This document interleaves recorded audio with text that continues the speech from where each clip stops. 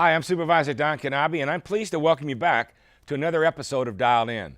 As the largest county in America, we have a responsibility for serving over 10 million residents in 88 cities and over 140 unincorporated areas. Our neighborhoods are made up of people of all ages, backgrounds, ethnicities, all with very unique needs. And that's where our Department of Community and Senior Services comes in. From adult protective services and senior centers to legal assistance and job training, the Department of Community and Senior Services is truly a jack of all trades, offering programs to encourage our residents to be independent and, most importantly, to enhance their well-being. For our young adults, there is a Summer Youth Jobs Program, which is one of the most successful jobs programs in the entire country, putting over 40,000 young people to work since 2006. By working hand in hand with community-based organizations, Los Angeles County is able to improve the quality of life for all of our residents. This month, I'm pleased to welcome the Director of Community and Senior Services. We'll also highlight an issue that's very important to me, and is job training for our young people. I'm pleased to have one of our largest summer youth jobs employers, as well as one of our incredible young workers. I hope you enjoy the show.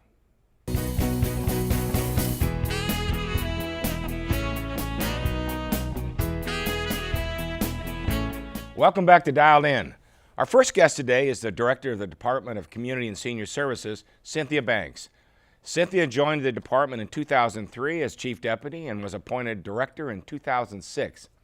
In her role as Director, she is responsible for many of the delivery of services to the citizens of Los Angeles County and our safety net, including employment and training, quality of life programs for older and disabled adults, the Human Relations Commission, and overseeing the regional workforce investment boards, which provide the subsidized employment opportunities for our citizens, like my 10,000 Jobs program. Thank you for joining me today, Cynthia. Pleasure to have you here. Thank you so much for having me. We sort of know you not only as director, but we call your department the jack of all trades. That's true. And you do a lot of different things and impact the lives of a lot of different folks.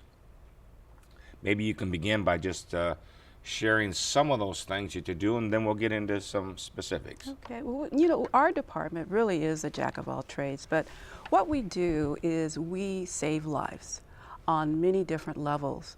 As you mentioned, we oversee the senior programs within Los Angeles County. I'm very supportive of senior programs. And as the days go by, I'm very interested in them as well. We provide those services such as the Meals on Wheels programs, the congregate meal sites. We have senior and community centers where our community members can go and host meetings and just socialize. We also have services for those who are unable to make it to our senior centers, such as case management, legal services for seniors. So you have staff inside some of these centers? Yes, we do. We do have staff inside those centers. We also have contractors that work with us to provide meals at other senior centers throughout Los Angeles County. Within Los Angeles County, there are over 150 senior centers. And most of our work— 150? 150 Wow. of those. Many are municipally run, but our services go out to those centers to provide services, exercise programs, English as a second language, other kind of classes, educational information that is shared in those centers as well. We also have adult protective services where if there is a claim of abuse of anyone who is 65 or older, or anyone who's 18 and older who is a disabled adult, we will go out and investigate the claim. We work very closely with law enforcement as well to address those issues. Workforce is a major part of our work.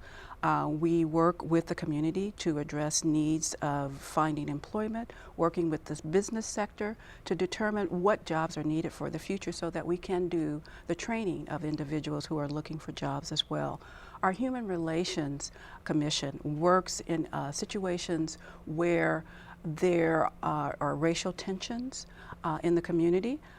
Tomorrow, I believe, in Long Beach, there's going to be a press conference where there was a racial attack on a Muslim individual. And so we're going to be there to provide some services to the individuals who are part of that particular So we action. facilitate using the Human Relations Commission. Yes, we do. I know I've used it in several areas of my district as it relates to some gang issues and Yes. facilitating, folks moving together and working together. So, Right. and can you give us an idea? I think sometimes the people just see the two of us sitting here and we're talking about we do this and we do that.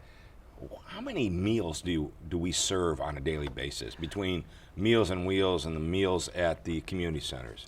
Do you have any idea? I think it's probably like 30,000 meals a day. 30,000 meals a day, folks. I mean, Yes. that's a whole bunch of food Well, and saving a whole bunch of lives. And I know I've talked to some of the Meals on Wheels people, and they become friends. I Yes. mean, and they almost become like librarians at Right. times too. They bring a book plus a hot meal. But it really, I mean, when you go out and see some of the delivery process, you understand how important not only that food and nourishment is for the individual, but there's a lot of lonely people out there.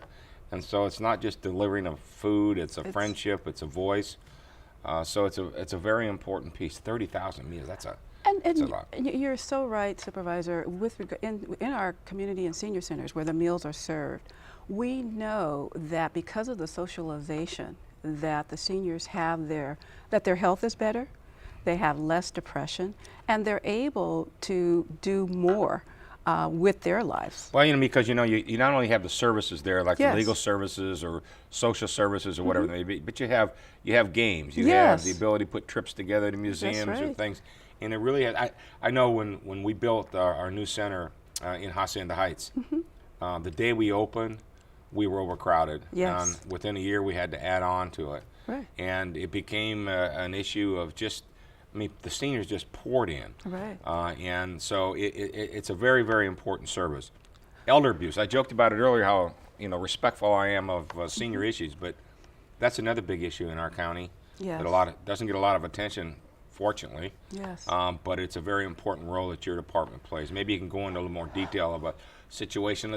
1-800 elder abuse, right? Yes. So somebody calls that. What's the process? The process is that they will speak with a social worker who will determine what the need is, if it's an immediate need or a need that we can address. We have a policy where we will address calls within 72 hours, and we will send a social worker out to investigate the claim. Many times what we find is that there are reports from a sibling, from the adult sibling of the abused person, because the children may be the abuser. We find that there's a lot of financial abuse. We work very closely with the banks. Banks and financial institutions are now mandatory reporters. A large part of the claims that we get are financial abuse. But we know that as adults, different than the children that are dealt with in DCFS, the adults have the right of refusal of services. I have been witness to a number of instances where there's a sense of shame on behalf of the adult that they have been taken advantage of. Right. I mean, that's a huge issue. Yes. I have a 94-year-old mother, and she's very sensitive to that. And so I just said to Mom, just don't answer the phone, kind of a Right. thing. But when a situation like that plays out, it is a lot of times financial. There is Right. abuse kinds of situation. But you also have now the difficult issue because of the sort of coming forward is dementia and Alzheimer's. Yes. Where there may have been a call, then there may not, and there may Right. really be abuse. So the job becomes more difficult, doesn't it? It's very difficult, and we constantly give our social workers training to address those issues. We work very closely with mental health and with health services as well. We have a group of individuals from mental health called the Genesis Group that will come out when we suspect that there's a mental health issue, that will come out and do an immediate evaluation so that we can make the proper What's it assessment. called, the Genesis Group? Yes, the Genesis. I learned something new today. Yeah. Well, No, seriously. I mean, Okay. I knew that they had the wraparound services, Right. but I really didn't know that they had a specific name. yeah, Genesis. So part of this jack of all trades, we're Yes. getting a little bit more. You are also a peacemaker. Yes.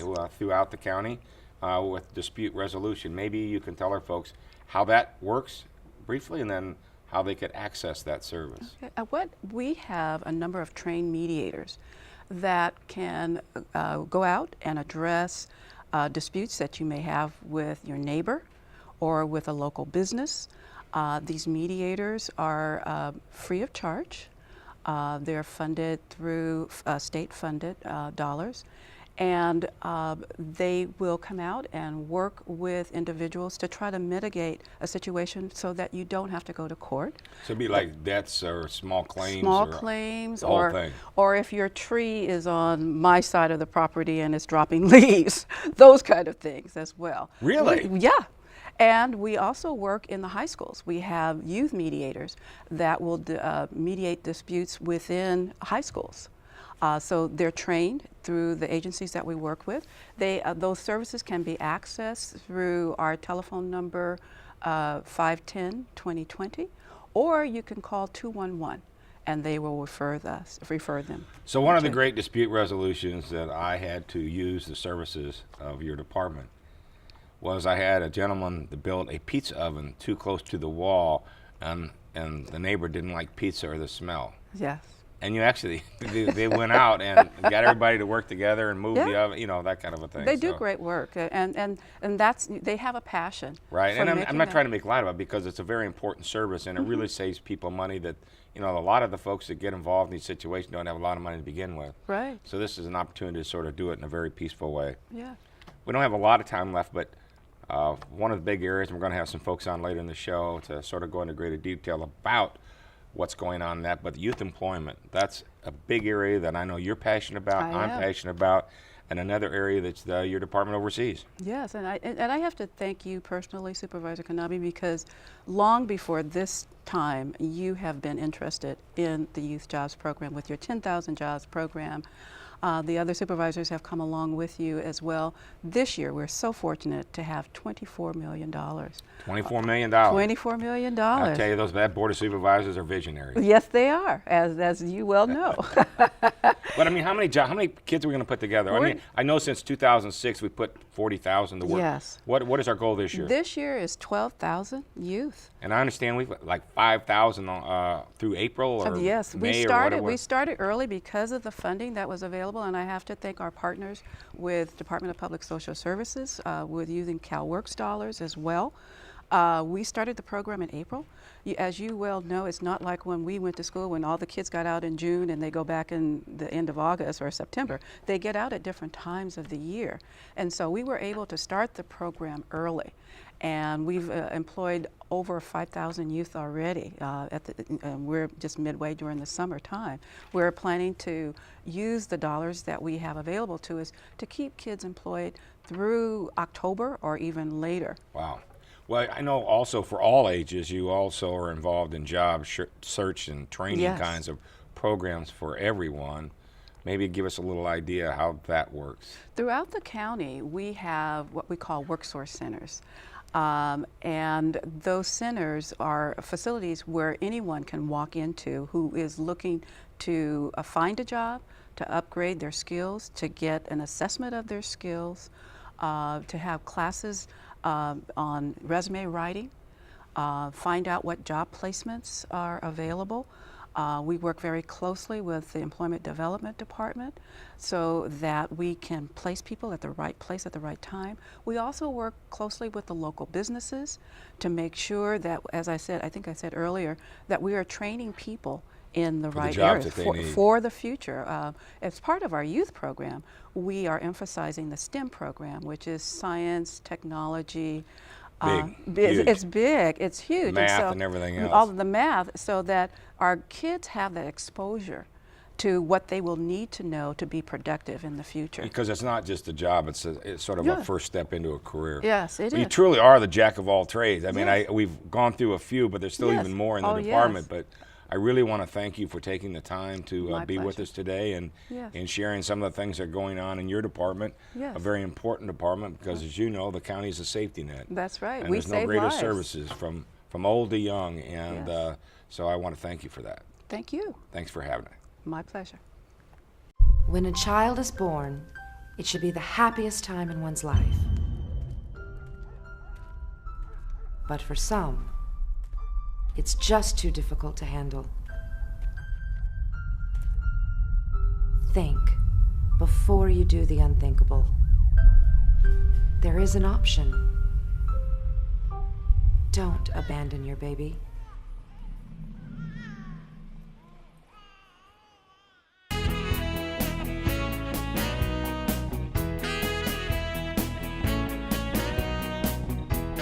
Hi, welcome back to Dialed In. My next guests are Walter Neal, Government and Public Relations Director for Tesoro Refining and Marketing Company, one of Los Angeles County's most dedicated partners in our Youth Jobs Program. We also have one of our young workers, Lauren Ahn, who is spending her summer working at the Tesoro facility in Carson.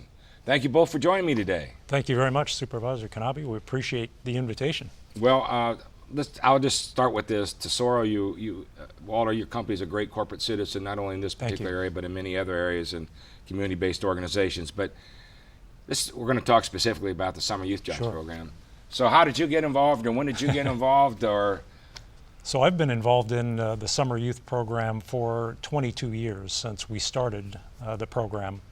And Don, as a company and as individuals, we recognize that it's really very important to make that investment in youth, and especially during the summertime when they typically don't have things to do. So how many young folks have you hired this summer? This year we have 38 young people working at the Tesoro refining facility.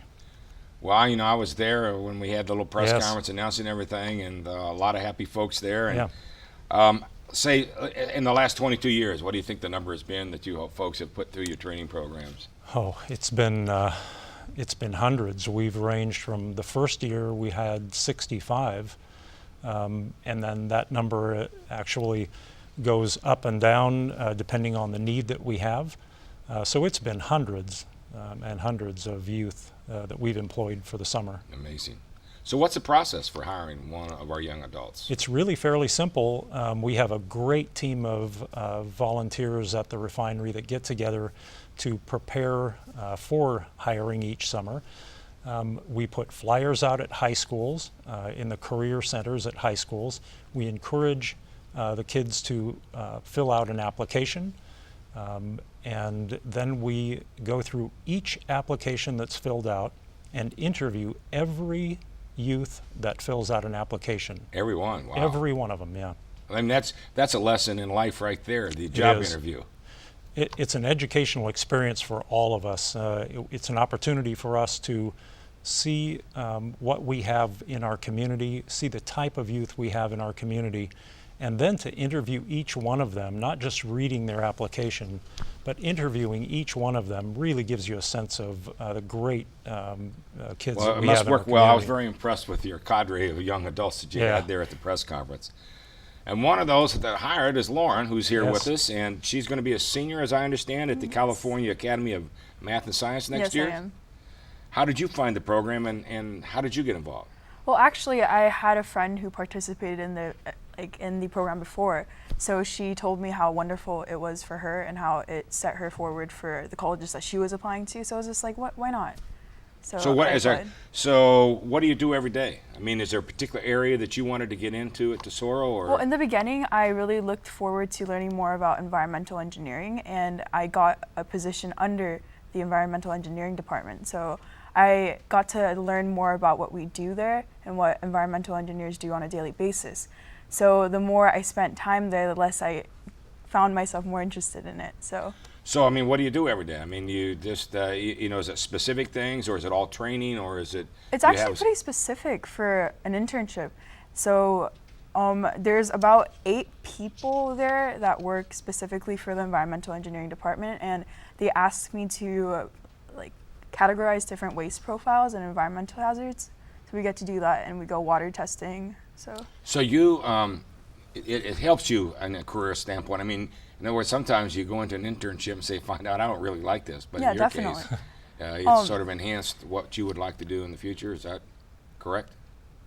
No, it's the opposite. I went into the program thinking that, hey, I'm gonna major in environmental studies and all this stuff when I go to college, and I participated in all these different activities there, and I realized, wow, I do not have the attention span for this, and I should invest in my time somewhere else because. Well, that's good. That's what you. It's So learning. what areas, Walter, are some of the young people working in? So we have, we're fortunate to have an operation that has so many different trades associated with it. And what we try and do, Supervisor, is match the youth with something that they would like to do, or at least see or get a taste of what it's like to work in the real world. So we have everything from the environmental department to the safety department to our medical department. It could be our pipe and weld shop, our maintenance department, operations. There are so many different fields of opportunity for these youth to take advantage of. So the second day of our internship, we were given a survey that asked pretty much what we wanted to do at Tesoro. And Deborah Cannon, she's in charge of the program, so she explained like thoroughly what different departments did. So we had to understand what exactly we wanted to do. Did you get to before. pick then, or you picked before? We picked before we started, so we were matched beforehand. So why do you think it's important for, I'm going to ask both of you the same question. Why do you think it's important for these young people to be involved, and why do you think it's important that you wind up where you are? Walter. Supervisor, as a father, I know the importance of teaching, developing, and supporting youth.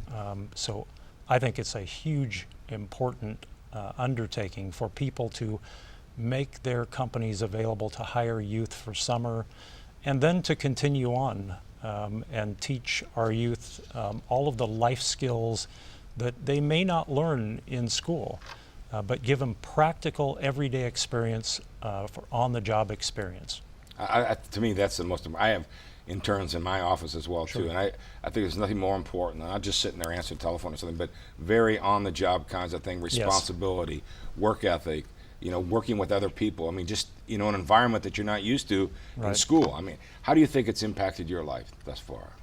Well, I come from a low-income background, so I go to a school that focuses on minorities, and you experience a lot of different type of people there. You have people that come from gangs and people that are living in Palos Verdes. So there's definitely a variety, and you learn that, hey, some low-income kids definitely need this opportunity to actually get out there, understand what the work field is and why you have to get away from the hood and just work for what you're trying to get to. So I mean, that's another important. I mean, that there's life beyond the boundaries. yeah, That's right. definitely. Yeah. So that's really important.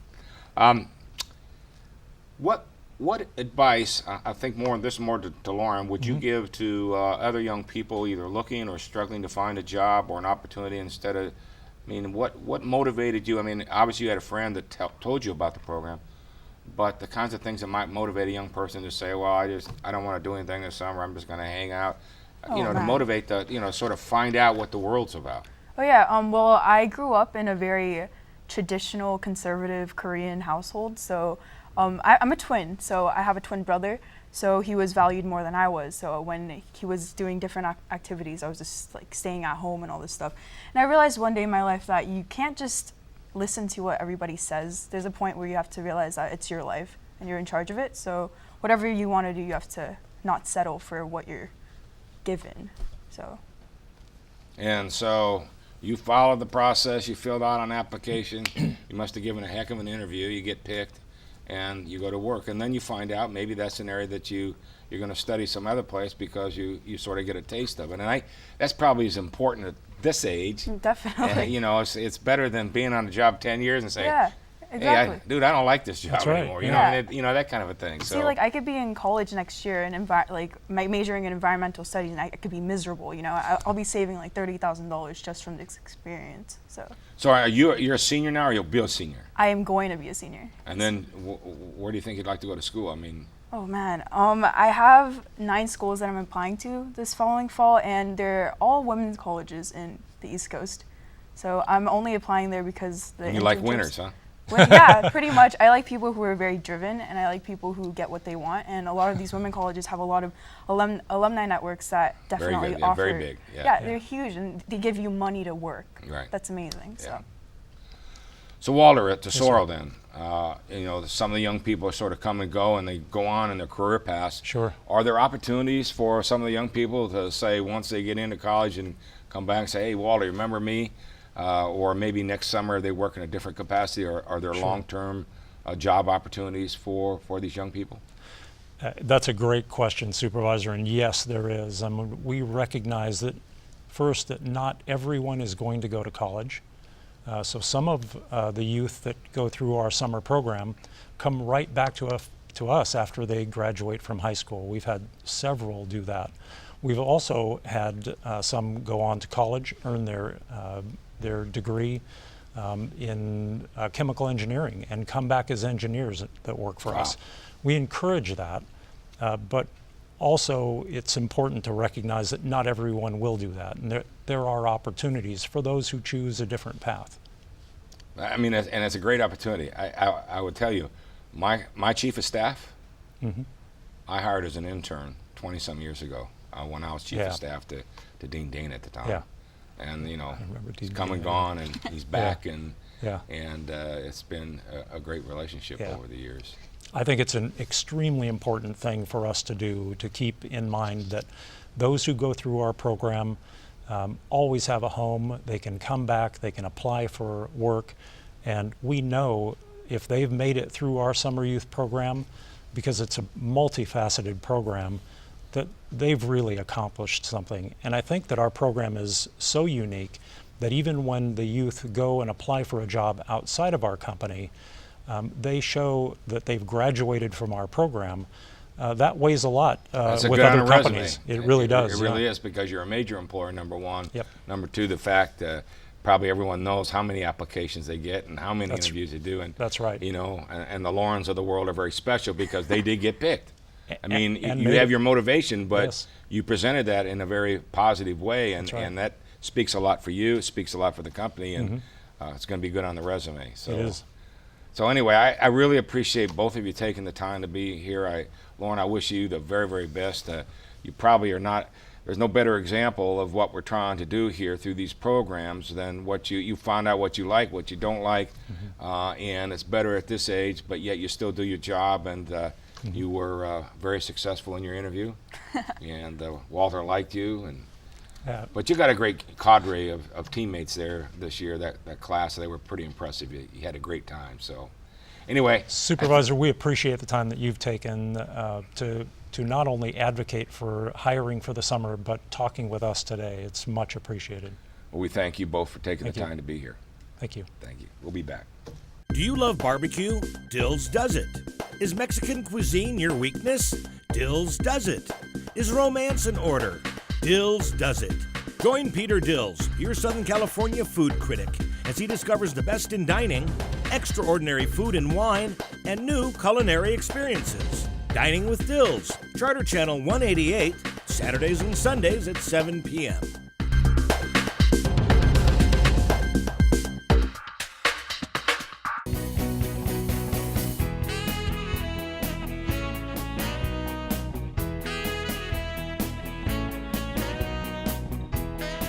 Thank you again for tuning in to Dial In.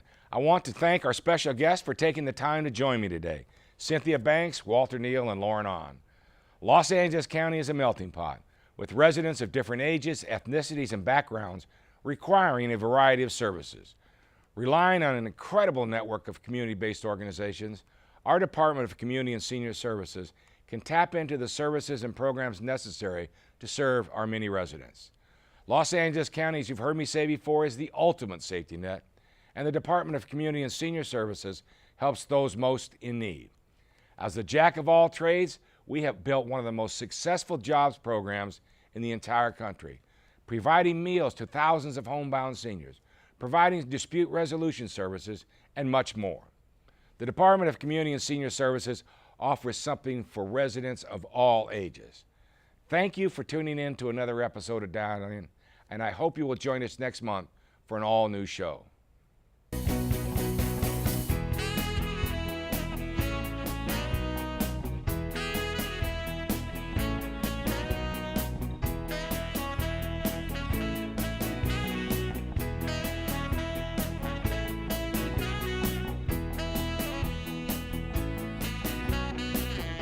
You have the time to give, and your country needs you.